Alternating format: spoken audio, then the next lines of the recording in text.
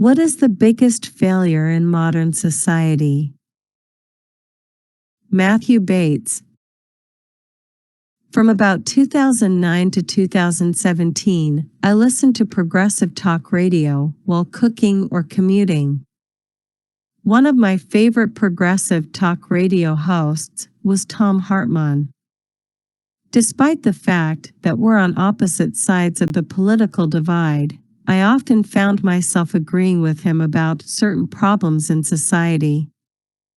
We disagreed about the reasons for those problems and the solutions to those problems, but we at least agreed that it was a problem.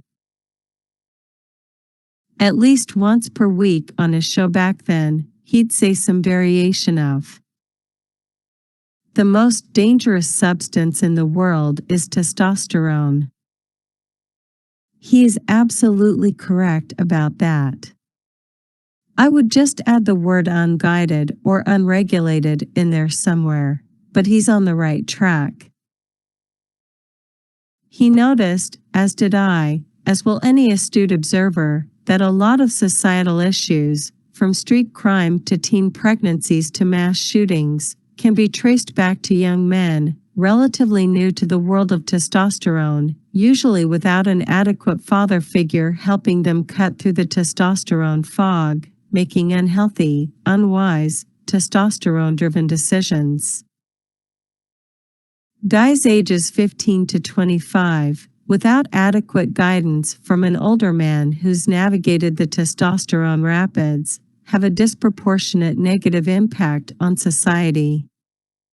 Show me a 20-year-old man who was raised with little guidance from an older man and has no job or schoolwork to keep him occupied, and I'll show you a young man who is much more likely to make bad choices that are detrimental not just to his own health and safety, but to those around him as well.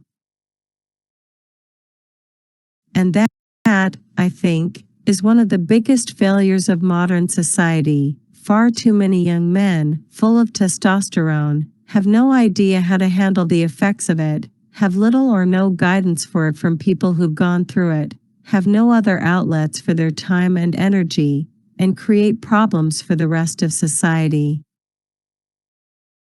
Men ages 15 to 25 with no father figures are just a small fraction of the population, but make up a much larger portion of criminals and prisoners.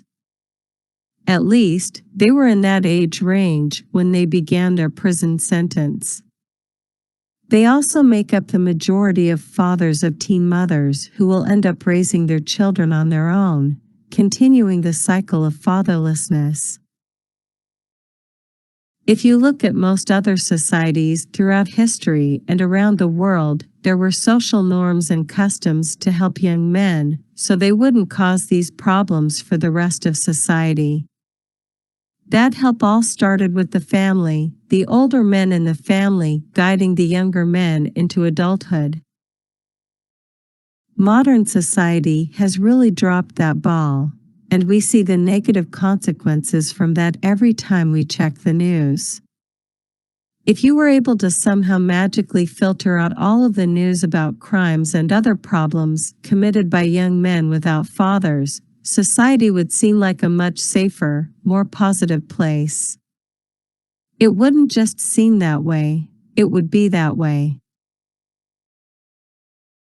Any conversation about the problems in modern society that don't include fatherlessness are only partial conversations.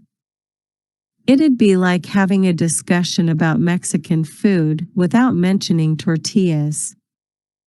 You're only talking about the toppings, but not the foundation of a lot of it.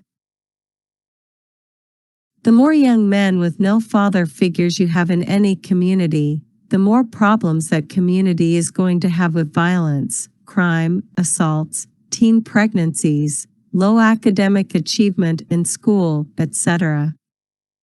Want to find the best places to live?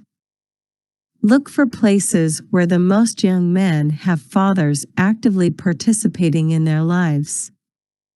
Want to find the worst places to live? Look for the opposite. 126.2K views. View 4,296 upvotes.